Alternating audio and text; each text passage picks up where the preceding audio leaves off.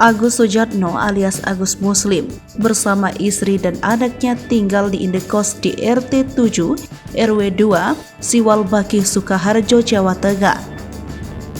Sang istri sempat mengaku ke tetangga bahwa suaminya sedang mencari pekerjaan untuk modal berjualan makanan pukis. Saat itu, tetangga kos Endang 64 tahun menanyakan kepada R tentang keberadaan suaminya lantaran tak pernah terlihat di indekos. R pun menjawab suaminya sedang mencari pekerjaan untuk modal berjualan makanan pukis.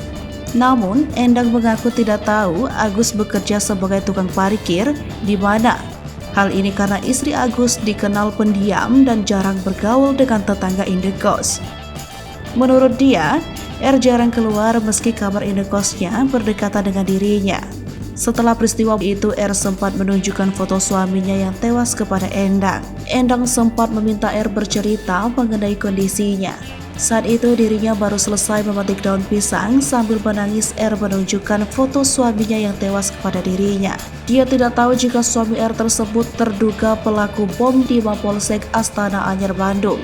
Mendengar teriakannya itu, tetangga sekitar indekos berdatangan untuk menenangkan istri Agus tersebut. R diketahui pergi meninggalkan indekos setelah mengetahui suaminya terduga pelaku bom di Polsek Astana Anyar, Bandung tewas dalam peristiwa tersebut. Agus bersama R dan anaknya sudah setahun tinggal di indekos milik Surati tersebut.